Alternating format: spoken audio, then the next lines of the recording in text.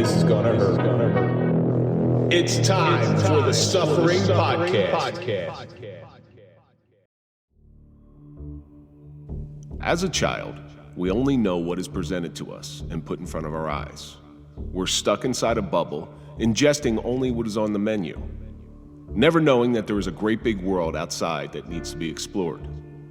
Only when we step into the sunlight and see a different angle of the world do we start to see the possibilities. Opportunities are all around us, hidden behind misinformation and a cloudy lens.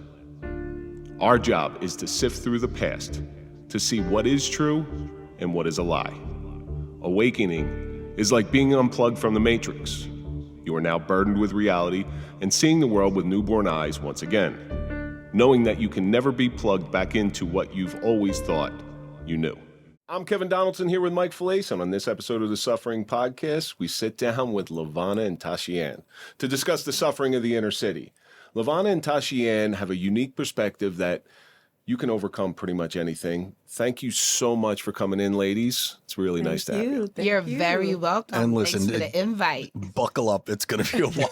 I'm just saying. So you should have warned them. You should have just allowed me to kind of like maneuver the thing. The energy the energy in this room is going to be off the charts. Before we get into anything, let's throw a big shout out to our marquee sponsor. That's Toyota of Hackensack. We don't trust anybody, but we do trust Toyota of Hackensack. So if you're looking for a car, go to toyotahackensack.com and let them find you a car. So ladies, yes, this is one of the strangest meetings that we have ever had. Without a doubt. Okay. I want to hear this. Enlighten me. Well, you were there, so I'm pretty sure you know it. We just met you two ladies last Friday. Correct. We moved our guest because your energy that came from both of you was so unique and so powerful. Okay. Mike and I had a conversation on the way home. We didn't wait to get home. Because we ain't one of them we heard. Okay. So I can understand why. No, but for real, seriously, I need to hear this. I want to hear this from your perspective, please. So Mike calls me, and I'm actually, as he's calling me, I'm typing out a text to him. And I said, it's impressive of how you came across, both of you. All right. Wow. And bottom line with this show that Mike and I have created, all we want to do is talk to people who we find interesting, who have a great story and can bring hope to our audience. Absolutely. And that's what both of you brought to me, because that event, it was what it was. It wasn't my favorite event, but I did get to meet both of you, so it came out. Something good came out of it. Yeah. Voila, magic. I love that. So, ladies, each week we take a question from our audience. This week's question comes from Kayla. And it says, Hi, Kayla. It says, how far are you willing to go to get what you want? Tashiann, I'm going to start with you, because I like to go clockwise. Okay. Nice. Well, the good thing is I am trusting and obedient, so I don't think I'll have to ever do anything that is out of alignment. So I'll go as far as I need to, but I know that I won't have to do anything that doesn't feel good or that isn't something that is within my morals or my values. So I'm going to go far, but, with God or, yeah. That's good. Lavana, what do you think? How far? Listen, a lot of it is going to be close to what she says, but it's going to be very different because we are in alignment with one another. I'm being honest and I'm being serious. Close but far away. Close but very far away because there's levels to everything, right? I'm going to go as far as I will go without crossing boundaries. Well, you have to set them in place before you know what you want. The blueprint. That's called the blueprint. You know, with a blueprint is somebody that sketches out exactly what they want and how they want it and what they want where. And those are all boundaries. Those spaces are boundaries. So with my blueprint, it could be as wide as this table. So I'm going to go far, but... You do understand that the media world, it's constant. You become that habitual line stepper that Charlie Murphy always talked about. Well, that's them. That ain't me. I had to learn the lessons to get to where I can just say what I just said, though, at the same time, right? We've seen it. That's why I'm telling you this. We have seen it where people go, yeah, there's a boundary that Mike and I, we try to stay within as well. But then there are people who say they have boundaries, but they'll go so far outside the boundary. Yeah, and those are those people, you know how they say when people show you who they are, believe Their them. true colors. So once a person showed me that, you're not going to get another chance to cross another boundary. That's it. I'm going to remove myself from that. That's good. And stick with that. And I hope you do. Mike, what do you think? You know, I do almost anything to get something I needed, but the things I'm not going to do, I'm not going to step on toes. You know, I'm not going to piss anybody off, and I'm not going to disrespect anybody. Oh, I love You know, that. once it comes to that, you know, once you lose respect for yourself, then nobody's going to have respect for you. Exactly. I was told a long time ago that if you don't get what you want, it's because you didn't want it bad enough. Now, I will outwork anybody, and I will outwork anybody to get what I want. Correct. And I will break my ass, but it's going to be on my terms, not on anybody else's terms. I'm going to get what I want. And that way, when I get what I want, whatever it may be, I'm going to say, I earned that. Because nothing's worse, and sort of the concept of our show is to get something that's unearned. When you get unearned things, you don't appreciate it. Yeah. You know, if you were given, I'll give you a prime example. So everybody was sent out that $2,000 stimulus money. Okay, Somebody stole mine. I'm telling y'all, wherever y'all at, y'all getting karma. Bad karma. what did everybody do with it? Everybody bought sneakers, Yes, TVs, blew it. cell It was phone. over. It was nobody, over. Nobody spent it. Nobody put it away. Nobody put it away for a rainy day. Everybody spent it immediately because it was free money and they didn't have to earn it. It was given, it wasn't earned. Correct. Yeah, So- I love that example. That was awesome. So, Kayla, thank you so much for sending that in. Keep sending in your questions, and Thanks, we will Kayla. try to get them on the air. So, ladies, Tosh and Slayer V. Whoa, that's right. You know what? I'm happy you said Slayer V because when he introduced me as Lavana, I was like, that was cute, but I was expecting Slayer V. So thanks for the alley-oop. Okay. so there's a Throw it right up there. no, come on, you do it up. there was a upcoming rapper that I was speaking to once, and I'll give his name out because he's a friend of mine. He calls himself No Sleep Bugatti. Ooh, the name is ill. And Yo, no first sleep time- Bugatti. First time I got on the phone with him, I'm like, I'm not calling you No Sleep Bugatti. You absolutely will. I said, I thought you said Bukaki. I said, tell me your name or this conversation's over because I'm not going to play that game.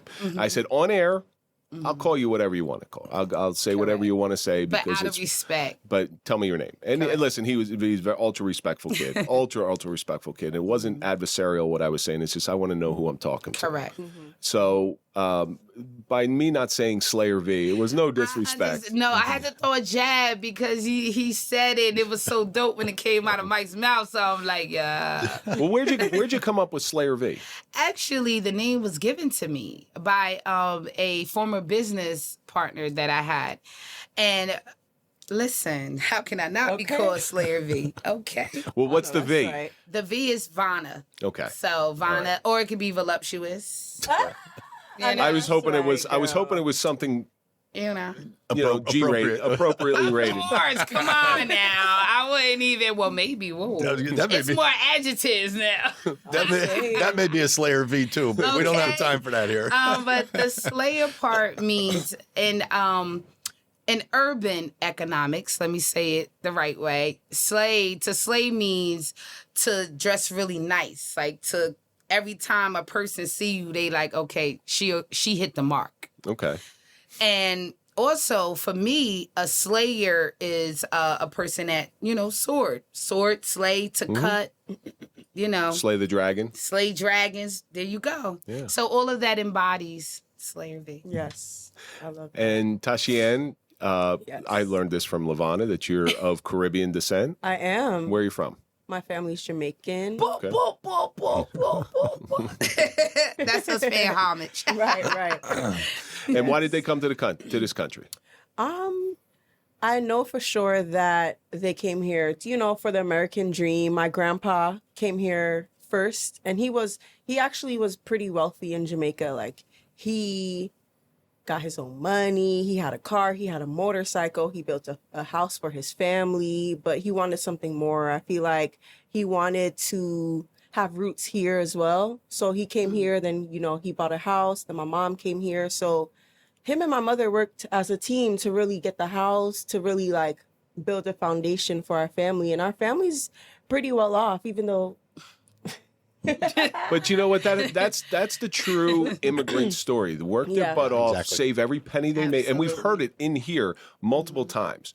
Work your butt off, come here, save your money, because you know that the opportunities wherever you came from are not the same as they are in America. And that's why I love America, and I love people who embrace America when they come here. Absolutely. I'm far from, I am extraordinarily pro-immigrant. Now, in your case, The right way. The right way. Oh. in your case, people who come to this country are the people whose countries needed them the most. They're the smart ones. They're the ones that had a little bit of money, because it does take money to get here. I like that you said The that. sad thing is, though, when you do have that in the country where you're at, a lot of people don't like that. They look down on you. They or want you to give back to the they're government. jealous, or they don't like to see you have nice things. They don't like to see you. No, it's no different well in off. America. Well, obviously. Yeah. I had a friend of mine. He's Pakistani, and his father was a diplomat, so they had some money. His father has to have his house is made out of complete block. It's brick. You know, it's impenetrable with cameras everywhere, because in that country, if you got a little bit, somebody's going to try to take it from you. So I understand that. I understand that perspective. Like I said, when they come here legally, they're coming here because they want to. You know, we were talking about how many Russian homeless people do you see?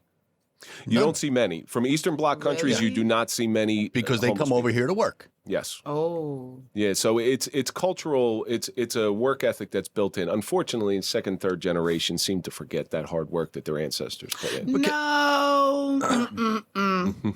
But isn't that going to what we were talking about before, I earning don't it? agree. If you're just opening the borders and letting people in, they're not earning their way in here. If you got to go through the proper channels to get here legally, you actually earned your way in here. So you're gonna appreciate it more.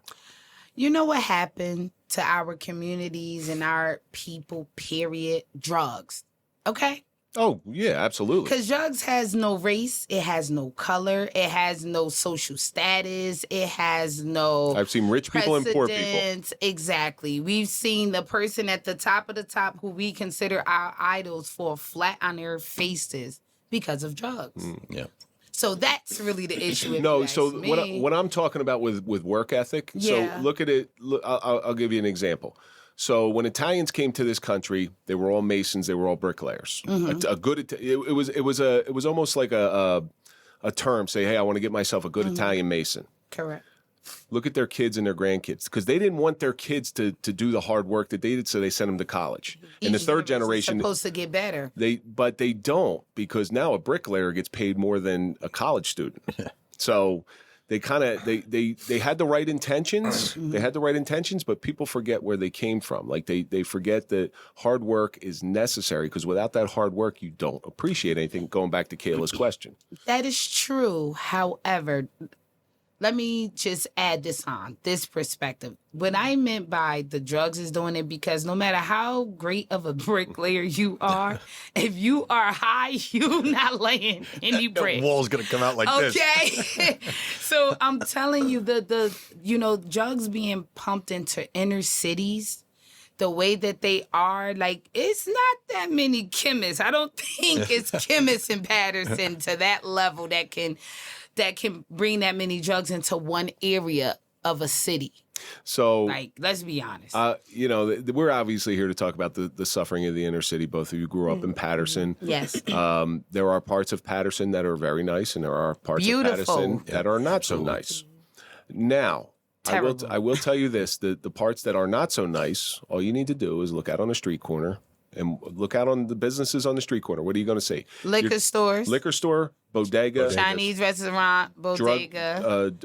Like a CVS. A gas station, a CVS, or a strip bar. So there's somebody that's preying on the people inside the city. Absolutely. Giving them what they want. You want more liquor stores, we'll give you more liquor. Exactly. If you're drinking more there, they're going to give you more liquor stores. Exactly. They think they're doing well for the community, but really what they're doing is they're opportunists and trying to make money for themselves. But Mike, they know they're not doing anything good for the community, because when we go into their communities, you don't see liquor stores. You see Total Wines. But do you think they really care? Do you think they really care about the Absolutely. community? All they're caring about is this. The They're money. talking How far about would you go to get what you want? Yeah, exactly. Oh, that question. So what was it like growing up in Paterson? You want it from my perspective or from hers? I'll start. Sure. So my family's Jamaican, Caribbean descent. We lived in the nicer area, I guess you can say. So I did go to a school that was near the projects. So it was different for me. Like it helped me see and understand my people better. Because, you know, I feel like a lot of Caribbeans like to keep their children sheltered and just like, you don't really have the space to explore and to really develop your own ideas about things. So You're in a bubble. yes. You're in a bubble, yeah. So going to a school where I saw people of all different ethnicities and just like people who were, I don't want to say, What high school did you go to? well, my high school was Mary Hope, but my elementary school was School 25. You said you went to East Side, right? I went to East Side. I started off at The School old, 25. the old Joe Yeah. Clark stomping grounds. Okay, home of the ghosts. I'm a mater. So Great football team there. Absolutely. I feel like for me, I didn't really get the rougher side of it, but it helped me understand that when I grow up, I want to help my people because something isn't right here. Even when I was younger, I could see something wasn't right, but I didn't necessarily understand or know what that was. But I'm like, I'm just looking around like, this ain't it. You know what I'm saying? This ain't what life's all about. I'm Wait, like, but that's no, just Well, how there's- she talk. So there's a couple different type of people who grow up in that environment. Some people stay and try to make their communities better, and then some people who have the means to get out, they get out. But again, getting back to those are the people that really should stay because they have the power and the wherewithal to change their communities for the better. But one of the things that I do with my kids are very privileged. You know, they're spoiled rotten, even though they think they're not spoiled rotten. Yeah. So one of the organizations we work with does Christmas in Paterson. And this year, unfortunately, I got sick and I couldn't do it. Plus, it was 0 degrees out this year when we Yeah, when it he happened. got sick of the cold is what happened. He didn't want to come out. I had it set up to bring my 2 kids and 2 other kids of 2 other kids that I coach because I want them to see. Because you go into some areas where you're like, whoa, you know, you go into the projects and you see what they have and what they have not. And I wanted my kids to see that, just to give them an appreciation, like appreciate what you have and give back to those who have not. I wanted them to see that. That was awesome. You know, last year when we went into Paterson, not this year when you bailed out. Last year when we went, some lady came out, you know, and we were giving out like, Oh, the Spanish lady. she Spanish said, lady, yeah. she said, I just want to thank you guys. My kids weren't going to get Christmas presents this year. Wow. And, That's it just beautiful. tugged at my heartstrings. And you know, It here does. my Really kids, they give us a list. Yeah. They give us a list. You know, here's my Christmas list. Just go get it for me, Mom and Dad. And people got to remember that there are people who are less fortunate. And you know, I'm a big believer in high tide raises all boats. So if I have some and I have enough, well, you know, you start getting stuff more than enough, and that's when trouble starts happening. You want to try to give back a little bit. But those people who leave that community, those are the people that they're the ones that go off to college. They need to come back. Like the Paterson in particular needs to lure them back in because they could be the new leaders. They could be the new council people. I raised my hand because I come from both sides of the spectrum, and I'm that person that you're talking about right now. And that person, that college graduate that's coming back, that's me. So you just spoke me into existence. There you go. Okay. My story is I'm from the projects. Alabama projects, Dog Pound, Lost World, and Paterson, New Jersey. This is a place where you mention any one of those names and they like, whoa, you could go there and get everything. We know the Alabama project. Okay. Know them very well. Know them very well. And remember, I was not born there. I was born on Carroll Street in Paterson, but I was raised there. I was there since a little itty bitty girl, okay? I have fond memories of being 4, running around the projects and, you know, playing jump rope with my friends and being at the recreational center that was built in the back for the community.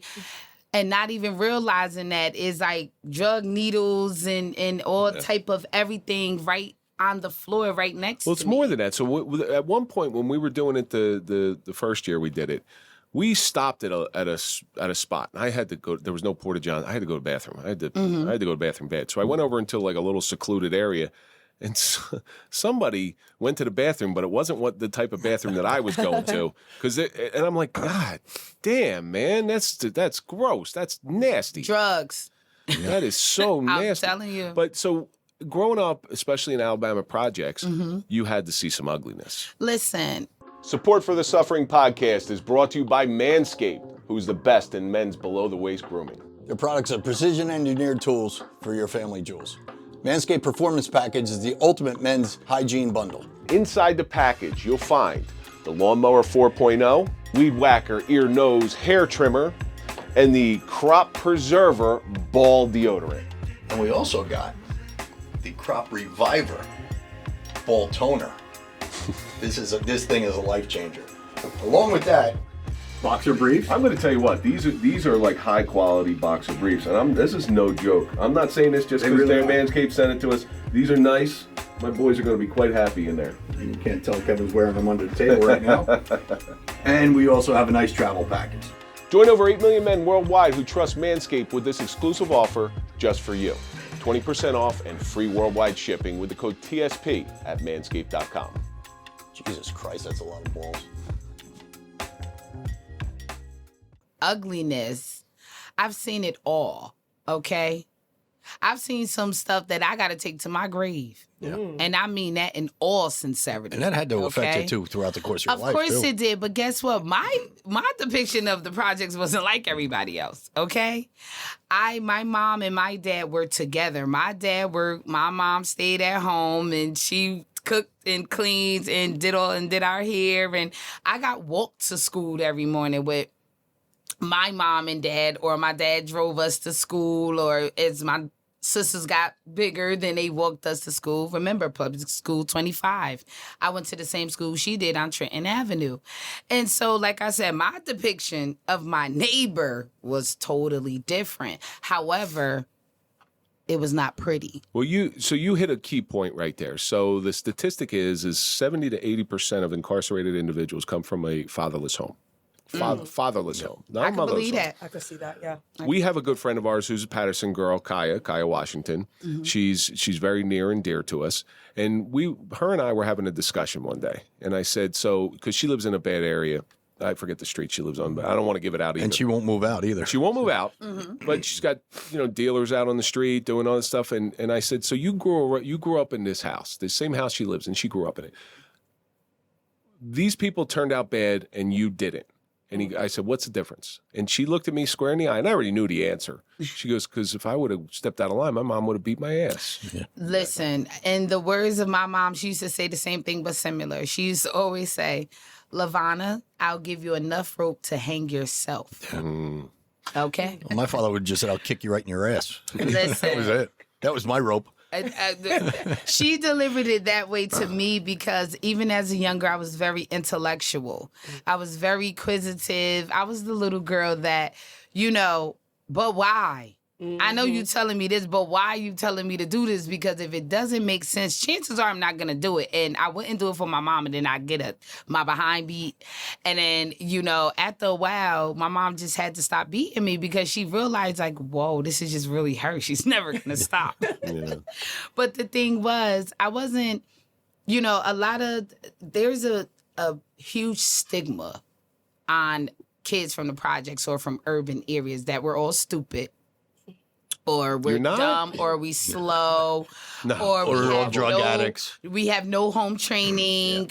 We don't know how to, present ourselves. We don't have etiquette. That's a big stigma on us. And I'm a proven fact that as a little girl, up until throughout my life, educational life, I'm a National Honor Society student. I have my bachelor's degree from Ramapo College of New Jersey. Shout out to them, Road Runners, okay?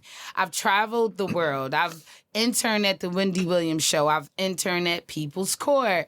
I've been on the radio. I'm a wardrobe stylist. I'm on this show, the Suffering Podcast. Yeah, forget about Wendy Williams. I go to Verona and see her. Listen, at the end of the day, God got me here, and I'm a little girl from the projects that did it. Do you think, like, all those stigmas you were saying about people that grew up in a project, do you think that's media driven?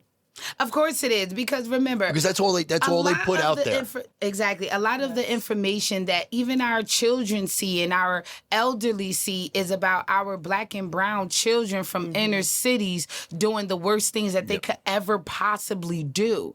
So that's what's happening with the older generation and the younger generation. There's a disconnect because of what the media is telling them about it. The number of news stories about positive Paterson things pale in comparison than negative Paterson things. You know what I think also? I feel like just in school and like in regular life as a young person, a young black person, African person, we get a lot of, oh, you bad, or oh, you this, or even in school, like projection. Young kids that were just hyper, just all I did know their is I own put my thing. wallet in my front pocket when both you walked in.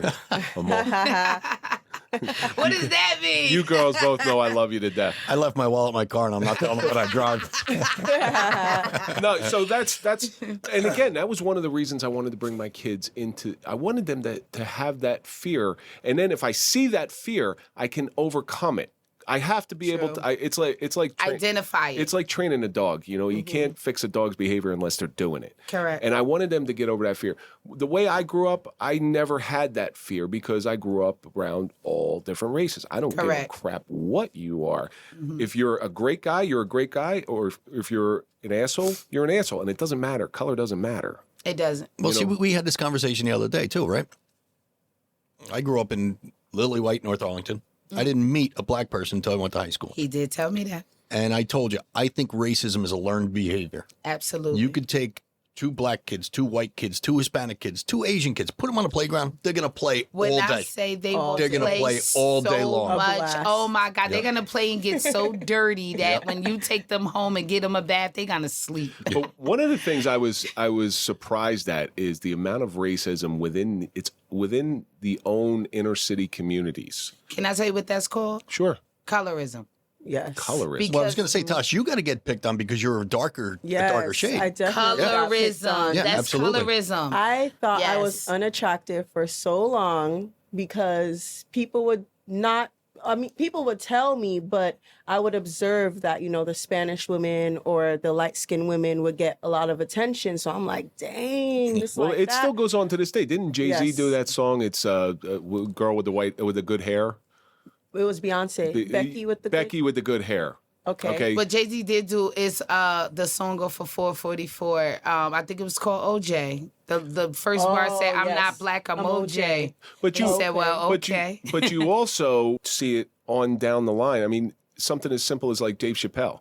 When that skit that Charlie Murphy did where it's Rick James and he used to call Eddie Murphy and Charlie Murphy Brother Darkness, right? Because they were dark-skinned black people. Yes. And it's like, it's shocking to me that there's even racism inside. Now, without Inside a race. without getting too much into the technical term is colorism. without getting too much into that, why do you think that is? Without getting too much into racism, I don't want to make this show about I racism. can answer it. You want to answer it first? You could go ahead. You want to go first? I'll go. Yeah, go first. I think that colorism is a problem everywhere. Like Indian people don't want their people to be too dark. Black people don't want their people to be too dark. I mean, in Jamaica, people are literally bleaching their skin, wearing sweaters outside in Jamaica, so they're not that It ain't dark. that great being white. Try going out in the sun with this skin complexion.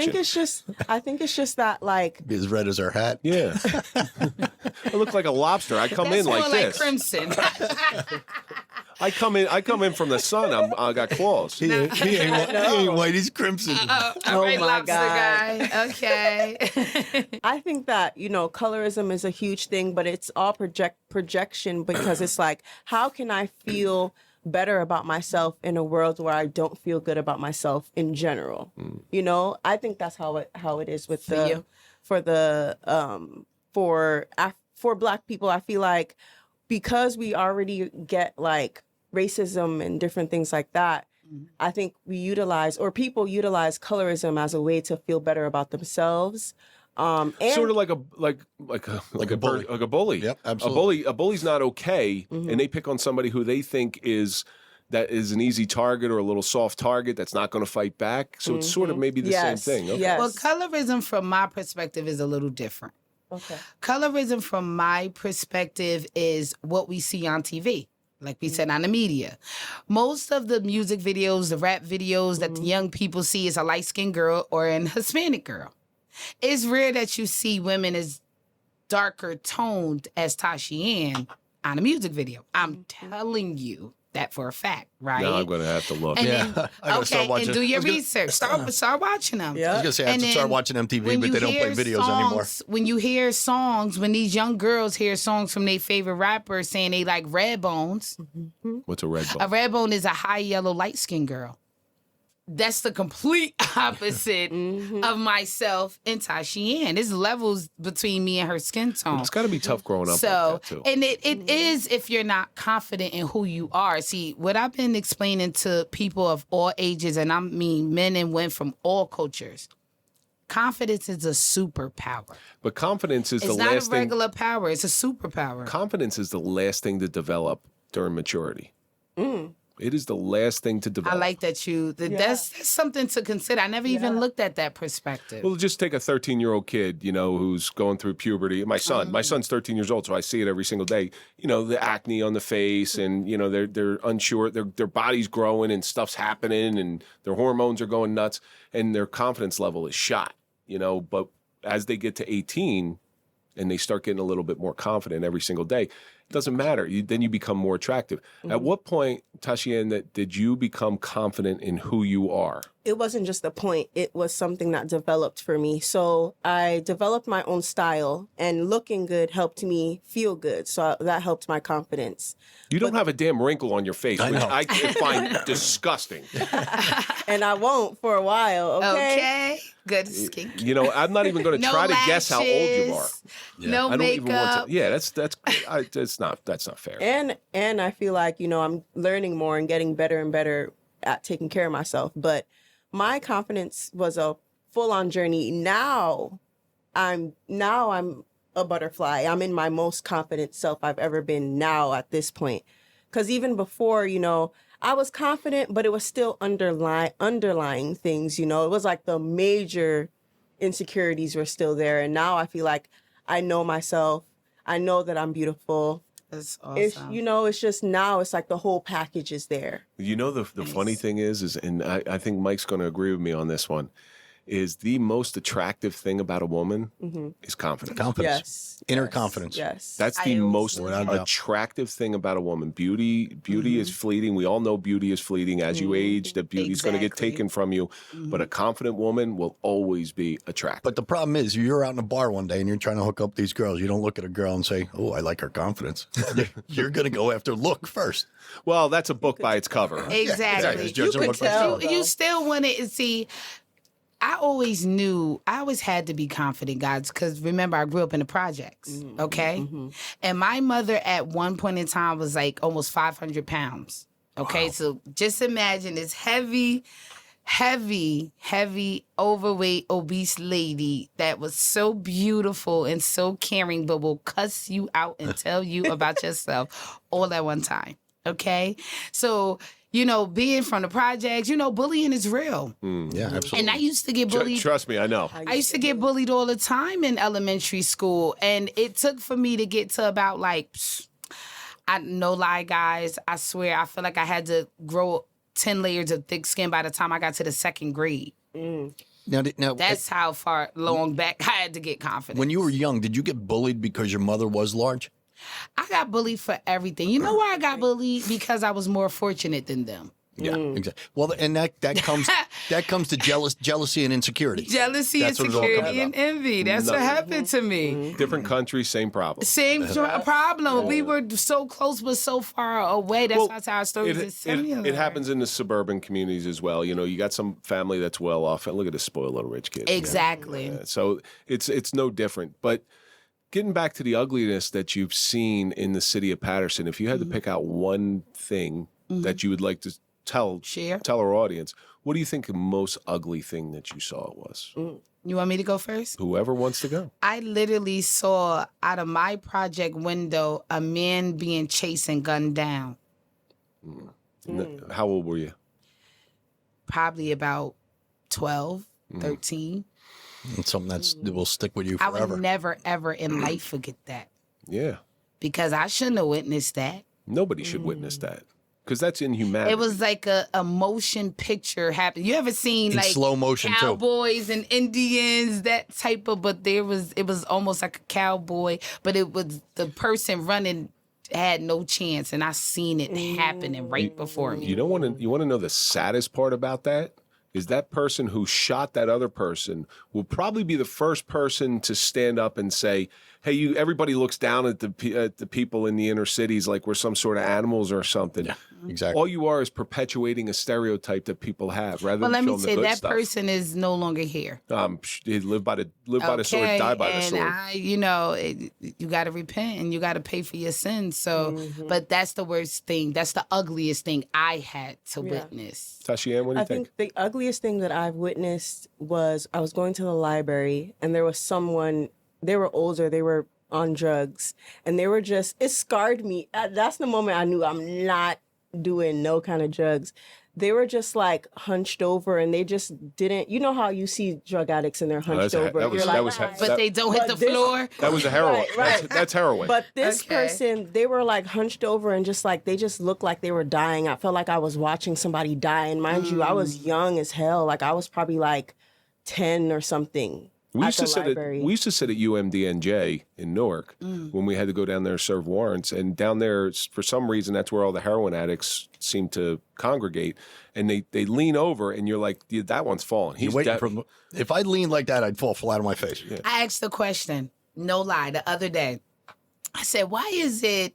And I was asking another person that I knew growing up from the projects. You know, we come from that area. She's older than me. I figured maybe she has the answer. So I asked her, why is it that they never hit the floor? And her answer was, because if they hit the floor, that means they're dead. Maybe it's their inner fight. It's an inner fight. Like, that's exactly what it is. It's an inner fight. That's how she said that she asked her aunt that one day, and that was the answer her aunt gave her. Her aunt is on drugs, and she said, because if we hit the floor, that means we know we literally died. So that little bit of strength is what keeps them from hitting the floor.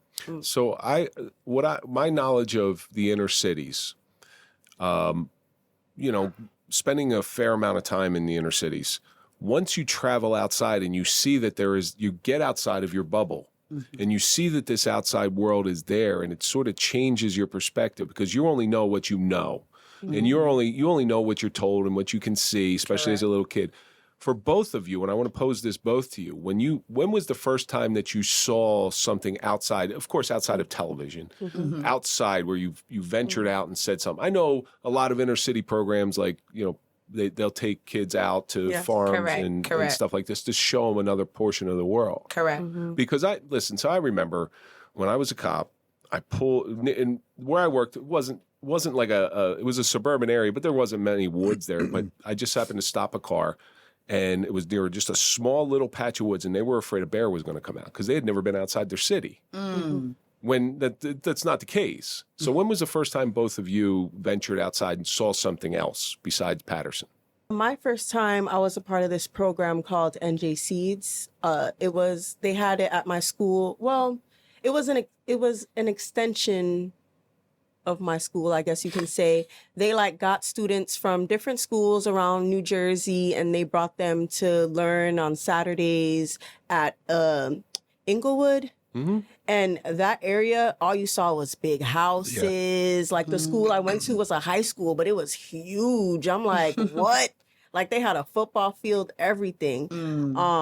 So that was the first time. And then with that program, we got to go camping and different things like that. Like that program, shout out to NJ Seeds, they actually helped. Because you know how some programs, they come get kids, but like the kids ain't really learning nothing. It's like regular school. But this program actually really helped open my mind to bigger things. And what did you think of it when you saw this vastness that, you know, building after building after building. I don't know of any wooded areas in Paterson. Right. Maybe by the Great Falls. Outskirts, Maybe, all around. It's just the inner cities that don't Yeah. have right. it. Maybe by like, you know, the Great Falls or something. Eastside Park, Yeah. I mean, Heldon. But- It's parks all around. It's just the inner city is where it's not. but you see Right, acres and acres and acres of With just just trees. one house smack in the middle. Right. What did you think of it?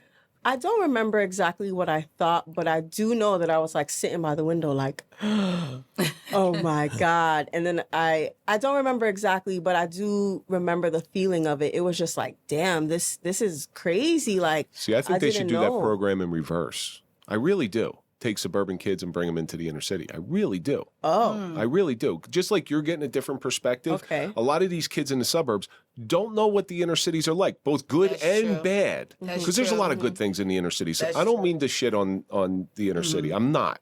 Because especially Please Paterson. Especially Paterson. Paterson has some of the greatest cultural experiences ever. I mean, it was Downtown alone. industrial without Paterson, New Jersey would be nothing as far as industry. It was Silk City. okay. Silk City.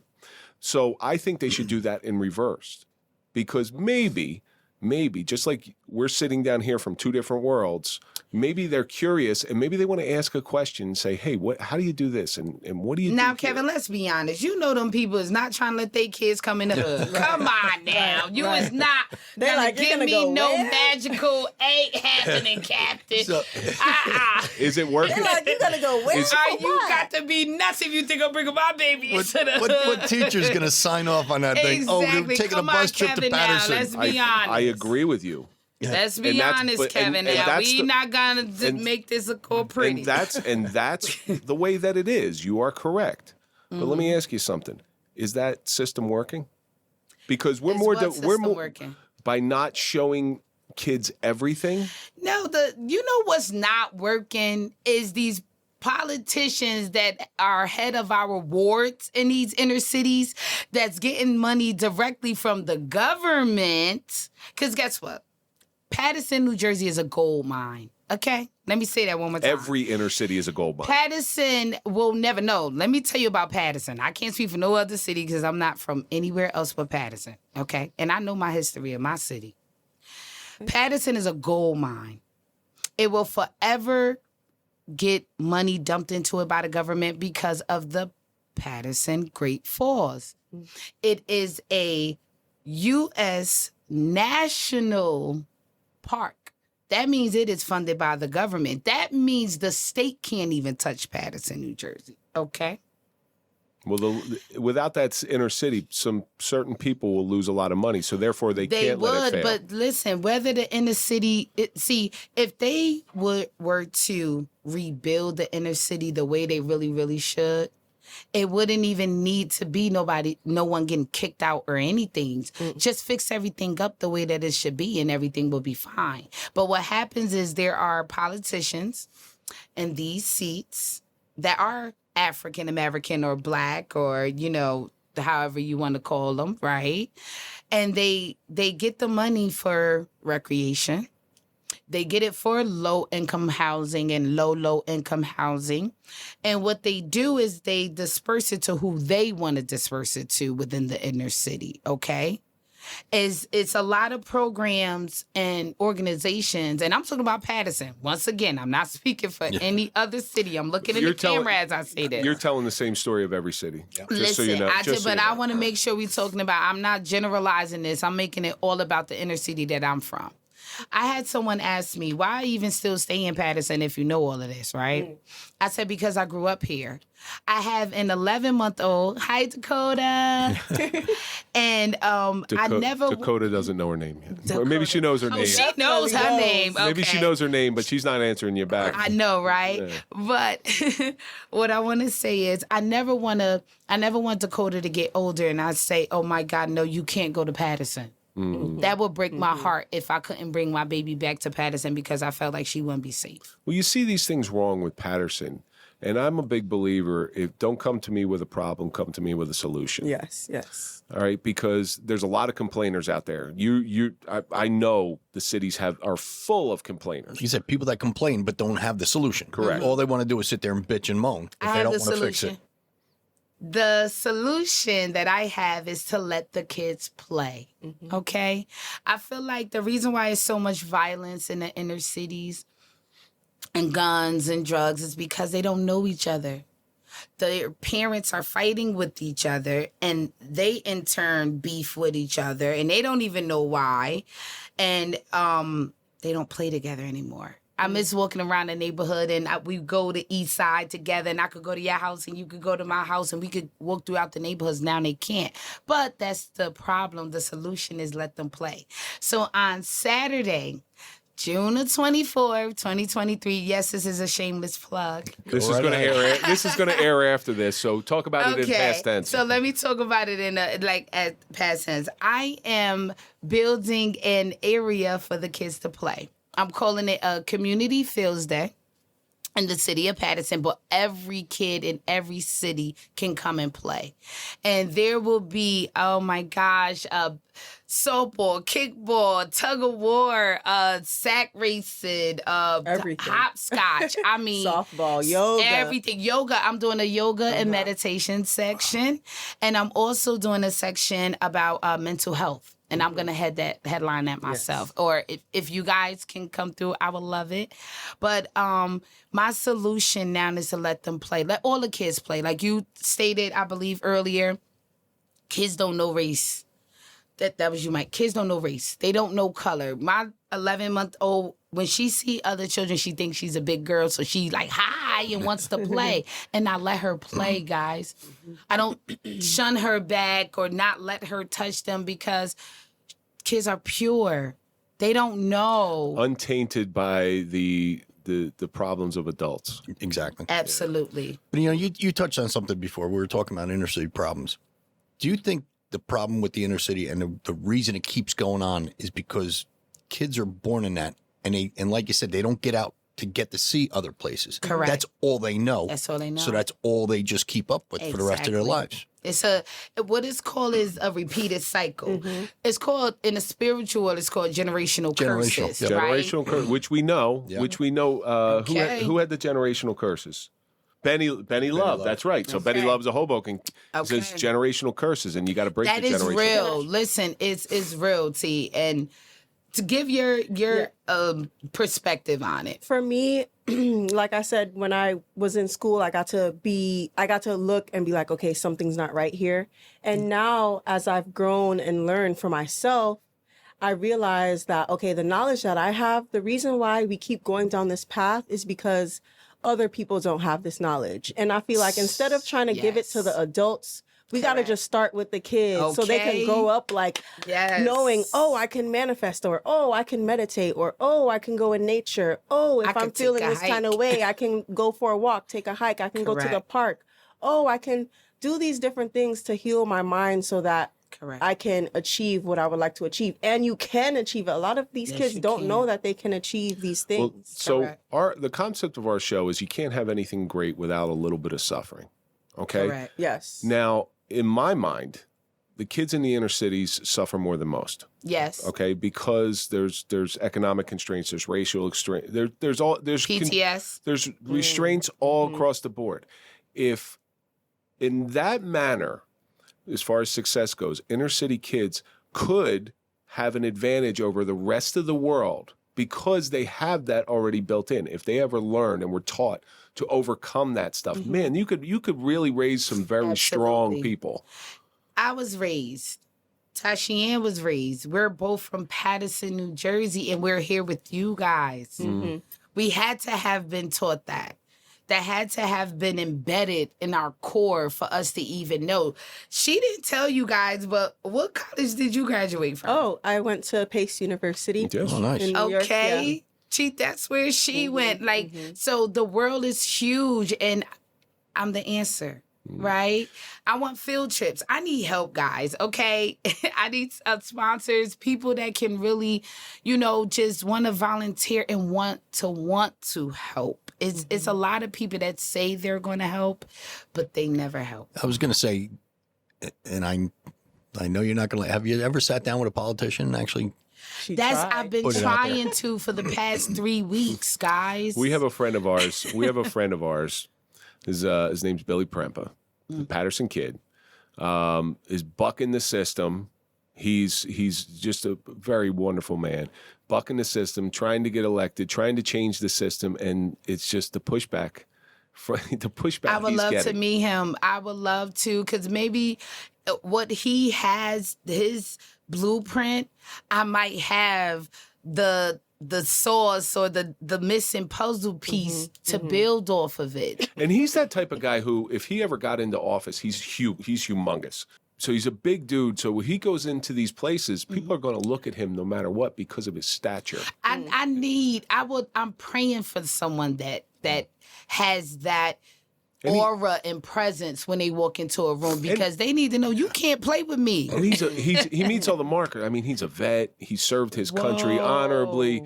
And he went back, and he's one of those people that went back and tried to serve his own community, to build his own community up. Where I know a guy who was a professional football player. It's not your friend, somebody else, lives very close to me, grew up in Paterson, played professional football for many, many years, and moved not far away, but just far away. And to keep an eye. Out of his own mouth, I said, why did you move out here from Paterson? He goes, because it's a $75 cab ride from Paterson to here. That's what he said. That's what he said. Because he doesn't want anybody from Paterson coming. Exactly. And listen, it's not interesting, because I understand. Listen, let's be honest here, okay? I don't know how to lie, all right? Some people I do not want in my home, and I live in Paterson, okay? It doesn't matter where you are. It doesn't matter where you are. It's about energy, right? People take a lot of things too personal. That's true. Okay? Well, nobody knows how to communicate. That's why. Social media is killing communication skills. Even when you communicate, they still take it. Yeah. Well, everybody's used to communicating through screens now. Yeah. Can you imagine us Social sitting down media. here at this table, the four of us, having this discussion over Zoom? It would be impossible. I need to feel... Yes. Plus, I like your energy, but I need to feel your energy coming off you. I need to know if I say something. Yeah. Because if you bring energy over anything, right? You guys bring the perfect, well-balanced energy over social media. YouTube is a social media platform. And you guys' energy exudes so much, and mine exudes so much, that now we're here right now. So nothing is impossible. Let me say it to you this way. I do roundtable discussions, right? I bring business professionals and business owners to the table. We want to come to your next roundtable. Oh, well, my next one is the 11th. I'm just saying, it's Sunday. Are you going to pull it? I'm just saying. You give me a place to park in Paterson, I'm there. I was going to say, it's not in Paterson, is it? Yes, it is. Downtown Paterson. I'm not going. Oh, see, Mike, don't make me have to karate chop you. But no, what I'm saying is... Can I just say I'm an albino or something, just to fit in? I'm Slayer V's cousin. Yes. Oh, is she around anywhere? Listen, Cousin Pete is at the door. But no, what I'm saying, guys, anything is possible, right? Let's just start. We showing the inner city children. I cannot wait to post this. This is huge. Yes. Let me tell you what I feel like right now. I feel like, and understand where I'm going with this. This is giving me Saturday Night Live, Oprah, Joe Budden. Okay. Like, Energy. what kind of Oprah? Is it like early 80s Oprah? No, or I'm like, talking about Oprah Masterclass. okay, Oprah. like early 80s Oprah was like midgets and No, Klans members. this is, listen, this is Masterclass. I said Oprah Masterclass. Like, I've gotten so many jewels. I thought you was going to say Jerry Springer. Oh, listen, show titties. Say that on the jigger. Oh, can I say that? Oh, snap. You I'm can say sorry. whatever you want. You can say whatever you want. I'm not trying to make it girls gone wild. You got those beads? Hey, come on, New Orleans. But no, this is huge, and I feel like it's needed for our inner city kids to see women that look like them. Yes. Able to sit across from men that look like you guys. Because, from where we're from, we're told not to trust men that look like y'all. Because either y'all gonna try to lie on us or kill us, or I'm being honest. I can only be truthful, but I was raised by a king and a queen that instilled in me of being who you are, and your mind is the most powerful thing. Knowledge is power, right? And fear no man. But see, I was raised in a very racist household. Oh, we was racist. I was raised in a very, very racist household. Whoa! So this is huge. And then I remember one time I was watching a video of Willie Mays, one of the greatest baseball players ever lived. And I actually met Willie Mays. So I go home and I tell my family, I was like, I just met Willie Mays. And the N-word flies out. I go, what are you talking about? He's like the greatest baseball player that ever lived. He's up there. He's definitely in the top 5. Correct. I said, what are you talking about? Like I don't care what color he is. He's a good ball player. And then when I went away to college and I started seeing the hypocrisy behind that, that's what so once you get past the hypocrisy, once you get past the racist stereotypes, then you start Stigmas. you start seeing people for who they are. It's either you're a good person or you're a bad person. Again, skin color doesn't matter because there's good and bad in every single one of them. Where there's good white people, there's bad white people. There's good black people, there's bad black people. Doesn't matter. It's how you treat me. That's how I'm going to treat you. I said it all the time. You treat me with respect, I'll treat you with respect. see You you treat me like an asshole, I'll treat you like an I asshole. see you and I raise you one. Ooh, I gotta take that. I see you and I raise you one. Yep. You ever play poker? That's me. No, that's I want to poker. learn. I know. Yeah, I want to listen. That's I want to poker. become a pool shark and a poker. Yes. Excellent poker player. Because I'm really sexy. You are so. You got to focus, girl. You got to focus. What did I do? Because you're like, did I do? I'm gonna We take want to over. dabble in I'm gonna take. everything. Listen. That's good. Dabble in everything and experience everything, and then Yeah, gravitate towards the thing that experience everything, you're passionate about. Let me tell you what my life mantra is. I had a couple until I really found the one that suits me. Ooh, okay. And I gave this to you. Oh, okay. The sky is not the limit. It is only the view. So reach for the stars. I like it. I like it a like lot. that too. Because there's a galaxy out there, guys. Astronauts went to another planet. It has to be more things out there than just what we can see. It has to be. We are a small speck of dust. Yep. Floating in infinity. A stardust, I am. Okay. I know that's I'm right. a constellation. So Lavana, Slayer V, has Yes. a very clear, concise way on how she wants to change what I would consider a broken system. Okay, Change the world. It's a Yes. broken system in the I inner want to do what cities. Michael Jackson did. I want to heal the world. Sleep with no, I shouldn't. No, he didn't. Well, I'm don't kidding. disrespect I'm my kidding. boy. I want the part that he wanted to heal the world. That's the Okay. part I want.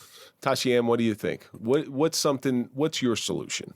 My solution, we kind of are in the same boat. I want to teach the kids about themselves.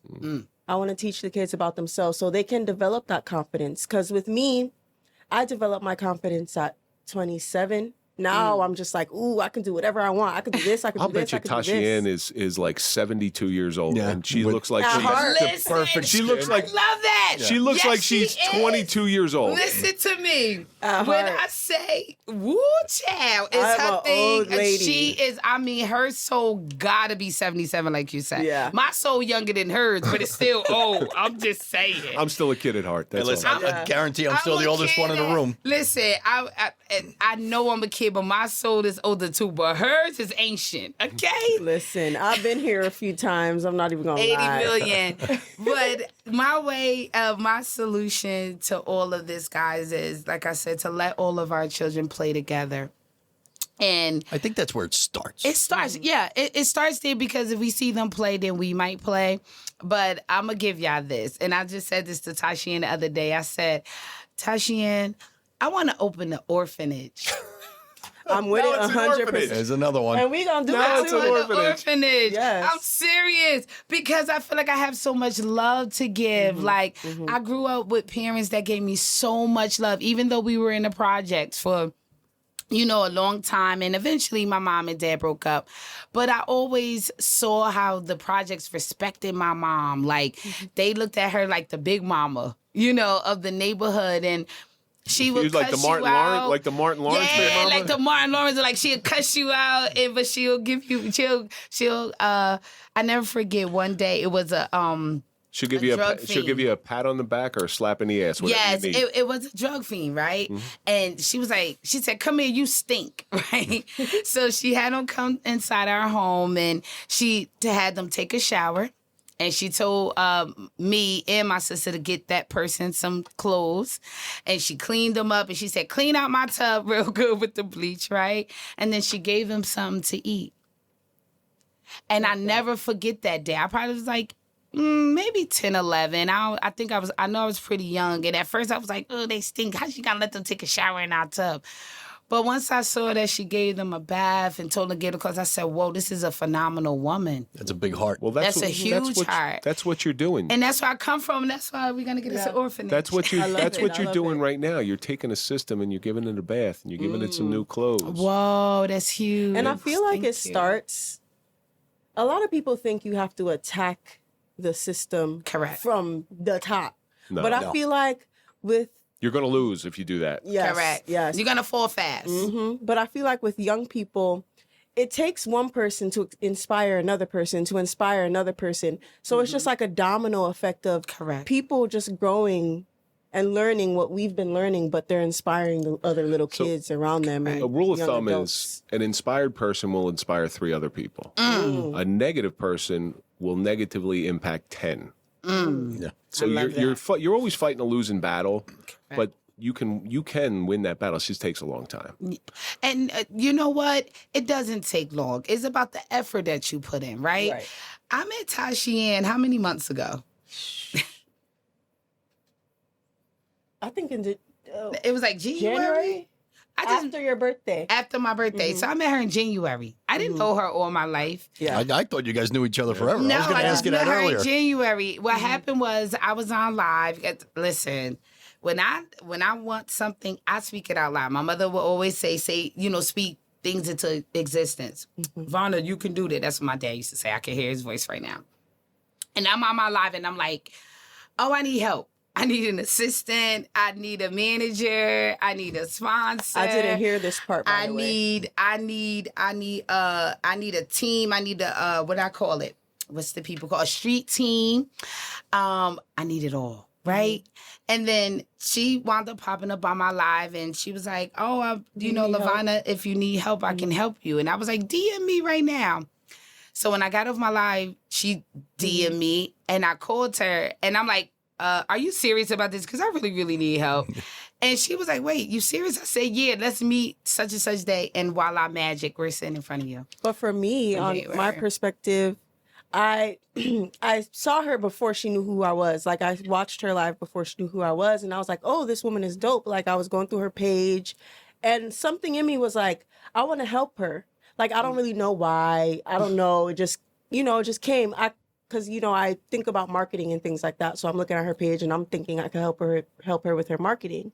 But then I went on her live again and the same thing. So I was like, let me just ask, But I feel like helping people out of just wanting to help them, you get so much in return because I've gotten so much from her. She has taught me so much. I am confident like this because I get to see her in her element and I'm like, okay, it makes me... her confidence rubs off on me. Sure. So I feel like, helping someone, just out of helping them, you're going to get... That's why I try to stay that as back. far away from him. I don't want anything rubbing off on me. Listen, you guys are two pieces in a So pie. we're coming to the end of this thing here. So where can our audience find both of you? Tashiann, we'll start with you.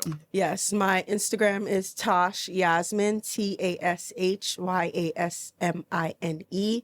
On YouTube, Tashiann Yasmine, TASHIANN, Yasmine, YASMINE. And I have a jewelry brand, Girl Strike. She's wearing the earrings. I'm wearing the earrings. I had them on before the show, but they... Girl Strike. I was saying, it reminds me of high school, man, with big gold hoops. Listen. With That's the the name. energy. You gotta have the name in What there. LL said? I need a round the way girl. Around the way, girl. That's the one. Oh, now they're going to start a music career too. Okay. Lavana, That's where on the can list. where can our audience find you? Okay, guys, you can reach me on Instagram at Slayer V _ that is SLAYERV with an underscore. I can be found on YouTube at Slayer V podcast, and you can Google me. Okay, I'll come up. We're going to put all these in the show notes. So if Yes. anybody wants to reach out to you, Absolutely. they can just click on the links and they'll Yes, be I right there. can. Absolutely. So one of the things I always like to end every show with, you've grown up in the inner city, you seem like you want to change the inner city, and you've seen some ugliness in the inner city. What do you think it's taught you, and what do you think the suffering of the inner city has taught you? I feel like it has taught me that in order to change the community, you have to change yourself. So me going through my personal development journey makes me know that everyone needs to go through a personal development journey.